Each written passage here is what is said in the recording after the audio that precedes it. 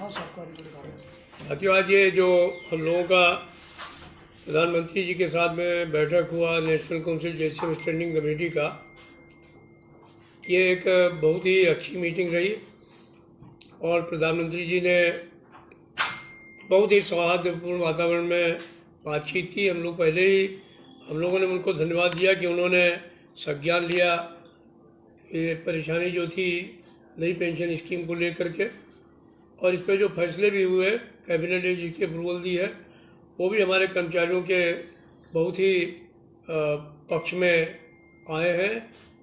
सबसे बड़ी बात जो हमारी डिमांड थी कि 50% तनख्वाह का पेंशन मिलना चाहिए, तो उसमें ये तय हो गया है कि 12 महीने के एवरेज पर जो तनख्वाह बनेगी उसका आधा पैसा पेंशन के रूप में मिलेगा और उसके ऊपर महंगाई राहत भी मिलेगी। अगर किसी पेंशन की मृत्यु हो जाती है तो उसको फैमिली पेंशन का 60% मिलने का काम होगा, और जो हमारे मिनिमम पेंशन है वो 10,000 रुपये होगी, जिसके ऊपर भी महंगाई राहत मिलने का काम होगा। तो कुल मिलाकर के जो हम लोगों की डिमांड थी वो करीब करीब सरकार ने पूरा करने का काम किया है। हम जो है वो प्रधानमंत्री जी को बहुत धन्यवाद देते हैं और आशा करते हैं कि कर्मचारी जो है इस फैसले से संतुष्ट रहेंगे। अब सारी चीजें फिर कल से देख ही रहे होंगे। ये वो नोटिफिकेशन था डिपार्टमेंट ऑफ एक्सपेंडिचर की तरफ से। ये स्लाइड थी, सारी स्लाइड में सारी चीजें बताई गई थी कि जो भी की फीचर्स थे यूपीएस के, हम इस पर डिटेल में बात करेंगे पूरा, और साथ ही साथ कैसे आपको लमसम अमाउंट मिलेगा, इन्फ्लेशन इंडेक्सन क्या होगा, आपको एश्योर्ड पेंशन मिलेगी, एश्योर्ड फैमिली पेंशन मिलेगी, उस पर भी थोड़ा डिटेल में बात करेंगे। आप देख सकते हैं पीआईबी की तरफ से ये नोटिफिकेशन कल जारी कर दिया गया था जिसमें कई चीजों पर बात की गई थी। इसके बाद हम एनपीएस, ओपीएस और यूपीएस में एक डिफरेंस देखेंगे और क्या इनमें से क्या फायदा है सबसे ज्यादा, वो उस पर भी बात की जाएगी।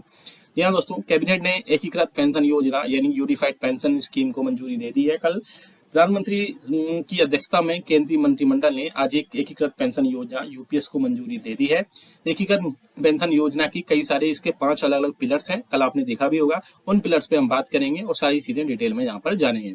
एकीकृत पेंशन योजना की जो 5 पिलर्स हैं उनमें पहला पिलर्स है एश्योर्ड पेंशन का, यानी कि सुनिश्चित पेंशन। अब जैसे ही 25 वर्ष की आपकी न्यूनतम जो है सेवा आपकी जो भी होगी उसको पूरा करेंगे तो आपको सेवानिवृत्ति के जो अंतिम 12 महीने होंगे, शायद पहले 7 पे कमीशन में ये था कि 10 महीने की जो प्राप्त जो पेंशन होती थी उसका मूल वेतन लेकर के उसका 50% दिया जाता था, लेकिन अब उसको बढ़ा करके 25 वर्ष की न्यूनतम जो अर्हक सेवा है उसको सेवानिवृत्ति को अब अंतिम 12 महीनों में लेकर के उसका औसत जो भी मूल वेतन होगा वो 50% आपकी पेंशन दी जाएगी। यह और इसके अलावा अगर आप न्यूनतम वेतन 10 साल की करते हैं, न्यूनतम सेवा 10 साल की करते हैं, तो उसी के हिसाब से आपका जो प्रोपोर्शनेट होगा वो आपको दिया जाएगा। अब देख सकते हैं ये 10 साल की सेवा क्या है इसमें। अब पॉइंट नंबर 3 में देखिए कि अगर आप यानी जो सुनिश्चित न्यूनतम पेंशन है यानी एश्योर्ड मिनिमम पेंशन है, इसी आप बात करें तो न्यूनतम 10 साल की सेवा के बाद आपको सेवानिवृत्ति 10,000 रुपये प्रति माह दिया जाएगा। ये आपका बेसिक होगा। ये बहुत सारे न्यूज चैनल पर ये सारी चीजें अपडेट नहीं हो रही हैं कि वो 10,000 रुपए टोटल होंगे। मैं बता दूं, कल अब पीआईबी की तरफ से जो प्रेस मीटिंग हुई थी उसको आपको डिटेल में आपको सुना होगा, डिटेल में देखा होगा, तो उसमें ये सारी चीजें क्लियरली मेंशन की गई थी कि जो सेवानिवृत्ति पर 10,000 रुपए प्रति माह होगा ये बेसिक होगा। इसके अलावा आपको जो अलाउंसेस होते हैं जैसे डीआर होता है वो अलग मिलेगा, आपको एफएमए अलग मिलेगा, और पेंशनर्स है उनको अलग अलग तरीके जो अलाउंसेस मिलते हैं वो उनको प्रोवाइड कराए जाएंगे। ये मिनिमम पेंशन के सिर्फ बेसिक की जहां बात की जा रही है, इसमें अदर जो अलाउंसेस होंगे उनकी बात नहीं की जा रही। तो ऐसा नहीं कि सिर्फ आपको 10,000 रुपए प्रति माह मिलेंगे 10 साल की सर्विस के बाद में, आपको 10,000 के बाद जितने भी आपके अदर अलाउंसेस चाहे डीआर हो, एफएमए हो या और भी जो अलाउंसेस होते हैं वो सब आपको प्रोवाइड कराए जाएंगे। यानी ऐसा नहीं कि आपको सिर्फ 10,000 रुपए आपको पेंशन में मिलेंगे। अब इसको लिंक करते हैं पेंशन के जो पॉइंट नंबर 1 से, जो एश्योर्ड पेंशन है उससे।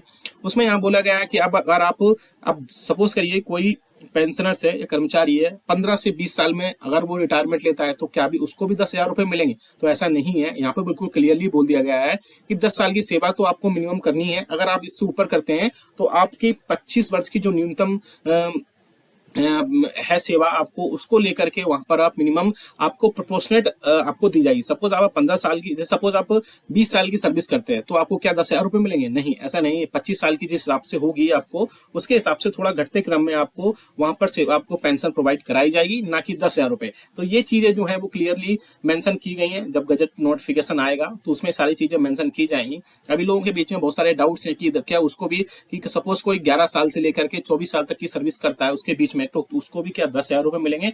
तो ऐसा नहीं है, आप इंग्लिश से जो नोटिफिकेशन जारी किया है गवर्नमेंट की तरफ से उसमें आप थोड़ा सा क्लियरली देखेंगे तो उसमें क्लियरली मेंशन किया गया है कि उसको प्रोपोर्शनेट के तौर पे वहां पर लिया जाएगा और उसी प्रोपोर्शन में उसके हिसाब से उसको वहां पर चीजें दी जाएंगी, पेंशन उसमें दी जाएगी। तो ऐसा नहीं है कि जो 11,000 रुपए 11 से 24 साल तक की सर्विस करेगा उसको वहां पर ये नहीं दिया जाएगा। आप देख सकते हैं यहाँ पे क्लियर लिखा गया है, for a minimum qualifying service of 25 years proportionate for lesser service period up to a minimum of 10 years of service, यानी 10 साल से 24 साल के बीच में करेगा तो उसको उसी हिसाब से उसके प्रोपोर्शनेट में आपको उसकी सैलरी उसकी पेंशन वहां पर बनाई जाएगी, जिसमें कई सारी चीजें ऐड होंगी। तो ऐसा नहीं है कि 10 से 11 से 24 साल की सर्विस के बीच में आपको सिर्फ 10,000 रुपए प्रोवाइड कराए जाएंगे। आपने पॉइंट नंबर यहाँ पर 1 और 3 देख लिया, जिसमें एश्योर्ड पेंशन और एश्योर्ड आपकी न्यूनतम पेंशन थी। अब बात करते हैं एश्योर्ड फैमिली पेंशन की। अगर आपकी कर्मचारी जो है उसकी मृत्यु हो जाती है तो उससे ठीक पहले की उसकी जो पेंशन थी उसका 60% उसकी फैमिली पेंशन को या उसकी फैमिली को दिया जाएगा, जो कि एक बहुत अच्छा डिसीजन लिया गया है। तो 60% आपका पेंशन यहाँ पर हो गया। अब पॉइंट नंबर 4 की बात करते हैं, जो महंगाई सूचकांक है उसके बेसिस पर ही आपकी जो है पेंशन तय होगी। यानी कि जैसे जैसे अब इन्फ्लेशन बढ़ रही है, सभी कंट्रीज की बढ़ते हैं, वर्ल्ड वाइड इन्फ्लेशन बढ़ रही है, वर्ल्ड वाइड जो है मुद्रास्फीति बढ़ती जा रही है, तो उस मुद्रास्फीति या इन्फ्लेशन के बेसिस पर ही आपकी पेंशन बढ़ेगी। ऐसा नहीं है जो एक बार पेंशन फिक्स हो गई वही पेंशन फिक्स हो जाएगी। जैसे जैसे महंगाई बढ़ती जाएगी, जैसे जैसे all India consumer price index यानी अखिल भारतीय उपभोक्ता मूल्य सूचकांक API-CIW का आंकड़े बढ़ते जाएंगे, उसी हिसाब से आपका DR बढ़ता जाएगा और उसमें आपकी जो बेसिक पेंशन है उसमें भी बढ़ोतरी की जाएगी। तो पॉइंट नंबर 4 का ये इसका मतलब क्लियरली मेंशन होता है। तो आप यहाँ पर देख सकते हैं कि महंगाई जो सूचकांक है वो सुनिश्चित पेंशन पर, सुनिश्चित पारिवारिक पेंशन पर, सुनिश्चित न्यूनतम पेंशन आपको प्रोवाइड कराई जाएगी। अब बात करते हैं पॉइंट नंबर 5 की। ये बड़ा लोगों के बीच में पेंशन स्कीम में डाउट रहा है कि इसको कैसे इसमें पढ़ा जाए।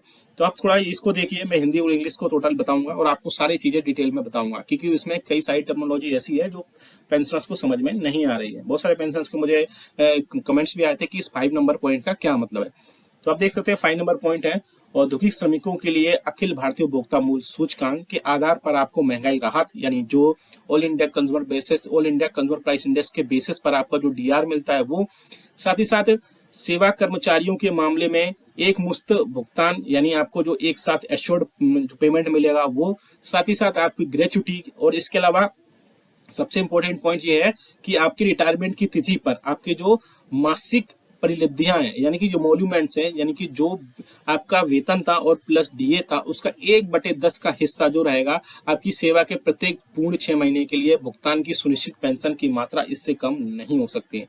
इसका मतलब क्या है? इसका मतलब हम डिटेल में जानेंगे कि बेसिकली आपकी जो आपको एश्योर्ड आपकी ग्रेच्युटी वो मिलेगी, आपको एश्योर्ड आपकी एक साथ जो एक मुश्त लमसम आपको जो अमाउंट मिलता है वो भी प्रोवाइड कराया जाएगा। साथ ही साथ जो आपका all India consumer price index के बेसिस पर चीजें होंगी वो भी होंगी। इसके अलावा इसमें आपकी जो पेंशन होगी वो कैसे यहाँ पर होगी, आप देख सकते हैं यहाँ पर सेवानिवृत्ति की तिथि पर मासिक परिलब्धियों, यानी कि मासिक मॉल्यूमेंट्स जितने भी होंगे उसमें वेतन प्लस DA होगा उसका 1/10 हिस्सा, साथ ही साथ आपके सेवा के प्रत्येक पूर्ण 6 महीने, यानी कि आपने जो भी फाइनल 6 मंथ आपकी हुए होंगे सेवा के, उस भुगतान से आपकी सुनिश्चित मात्रा उससे कम नहीं हो सकती है। तो ये बहुत अच्छा इसमें डिसीजन लिया गया। अब हम जानेंगे कि NPS और OPS कैसे अलग है, UPS क्या अंतर है, इन सबके कंट्रीब्यूशन से लेकर हर जरूरी बात हम जानेंगे। वीडियो थोड़ा लॉन्ग हो रहा है मुझे पता है, लेकिन फिर भी पेंशनर्स के लिए एक ही सारी चीजों में हम डिटेल में जानेंगे कि कैसे क्या होगा, जिसमें unified pension scheme, new pension system और ओल्ड पेंशन स्कीम में क्या अंतर है उस पर हम थोड़ा सा डिटेल में बात करेंगे और सारी चीजों पर यहाँ पर हम जानेंगे। एक ही वीडियो में आप सारी चीजें देख पाएंगे। जी हाँ दोस्तों, सरकारी कर्मचारियों के लिए यूनिफाइड पेंशन स्कीम को कैबिनेट ने आपको पता है मंजूरी दे दी है। अब जानते हैं कि यह NPS और OPS से कैसे अलग है। सारे 8 पॉइंट बताएंगे हम, जिसमें कैसे इसमें क्या डिफरेंस है। केंद्र सरकार ने सरकारी कर्मचारियों और सरकारी पेंशनर्स के लिए एक बड़ा फैसला ले लिया है। केंद्र सरकार ने यूनिफाइड पेंशन स्कीम को मंजूरी दे दी है और जिसे नेशनल पेंशन स्कीम के समांतर पेश किया गया। अब सरकारी कर्मचारियों को NPS और UPS का चुनने के लिए एक विकल्प होगा। ये पेंशन सरकारी कर्मचारियों को रिटायरमेंट के बाद एक निश्चित पेंशन देगी। ये स्कीम 1 अप्रैल 2025 से स्टार्ट हो जाएगी। हालांकि देश के कई राज्यों में ओल्ड पेंशन स्कीम अभी चालू है, इसलिए आज हम आपको बताएंगे कि UPS, NPS और OPS में क्या अंतर है और इससे क्या लाभ मिलने वाला है। आपको सबसे पहले बता दूं किसका UPS का फायदा 23 लाख सेंट्रल कर्मचारियों को, साथ ही साथ जो 67 से 68 लाख राज्य कर्मचारी उनको फायदा मिलेगा, यानी टोटल 90 लाख कर्मचारियों को इसका सीधा फायदा मिलेगा। सबसे पहले बात करते हैं यूपीएस के बारे में। इसमें और भी कई सारी चीजें डिटेल में बताएंगे हम। यूनिफाइड पेंशन स्कीम सरकारी कर्मचारियों के लिए पेश की गई नई पेंशन योजना है, जो कि 1 अप्रैल 2025 से लागू होगी और इसका फायदा 23 लाख कर्मचारियों को सीधा सीधा मिलेगा। इस स्कीम में कर्मचारियों को निर्धारित पेंशन यानी फिक्स्ड एश्योर्ड पेंशन दी जाएगी, जो लास्ट 12 महीने की एवरेज बेसिक सैलरी का 50% होगा, जैसे कि मैंने अभी नोटिफिकेशन में बताया था। इस पेंशन के लिए कर्मचारी को कम से कम 25 साल सर्विस करना होगा। कर्मचारी की अगर डेथ हो जाती है तो उसके परिवार को जस्ट उससे पहले मिलने वाली पेंशन का 60% दिया जाएगा। साथ ही साथ इसके साथ ही मिनिमम एश्योर्ड पेंशन के तहत जो लोग 10 साल तक नौकरी करते हैं उन्हें कम से कम 10,000 रुपए बेसिक पेंशन के रूप में दी जाएगी। उसमें अलग जो उसके डीआर होंगे और सब और जो भी चीजें होंगी उसमें सारी चीजें देखी जाएंगी। अब बात करते हैं कि यूपीएस, एनपीएस और ओपीएस में क्या अंतर है। सबसे पहला पॉइंट है कि यूपीएस का लाभ सिर्फ केंद्र कर्मचारियों को मिलेगा, लेकिन एनपीएस के तहत आपको पता है कि प्राइवेट और सरकारी दोनों कर्मचारी इसका अकाउंट ओपन करा सकते थे। एनपीएस के तहत 2 सुविधाएं थी, टीयर 1 और टीयर 2, जबकि ओपीएस सिर्फ सरकारी कर्मचारियों के लिए है। अब दूसरे पॉइंट की डिफरेंस की बात करें तो दूसरा जो पॉइंट है, ओपीएस में पेंशन के लिए वेतन से कोई कटौती नहीं होती है, आप सभी को पता है जो ओल्ड पेंशन स्कीम लेते हैं, जबकि एनपीएस में वेतन से 10% बेसिक प्लस डीए काटा जाता है। अब जो है बड़ा अपडेट आया है कि यूपीएस में आपका जो सेम अमाउंट था कर्मचारी का वो 10% ही कटेगा, लेकिन सरकार ने अपना हिस्सा जो है बहुत ज्यादा बढ़ा दिया है। पहले आपको पता है 2019 में 10% गवर्नमेंट भी प्रोवाइड कराई थी, यानी एम्प्लॉयर आपको 10% देता था। फिर 2019 में इसमें बढ़ा करके एम्प्लॉयर का जो परसेंटेज था वो 14% किया गया। अब जो है फिर से इसमें बड़ी छलांग लगा दी गई है और अब इसमें 18.5% का योगदान गवर्नमेंट करने जा रही है, यानी कि आपका जो 10% कटता था उसको सेम अमाउंट में ही रखा गया है, लेकिन गवर्नमेंट ने इसमें अपना जो है कॉन्ट्रीब्यूशन 18.5 यानी कि 18.5% रख दिया गया है। अब बात करते हैं नेक्स्ट पॉइंट की।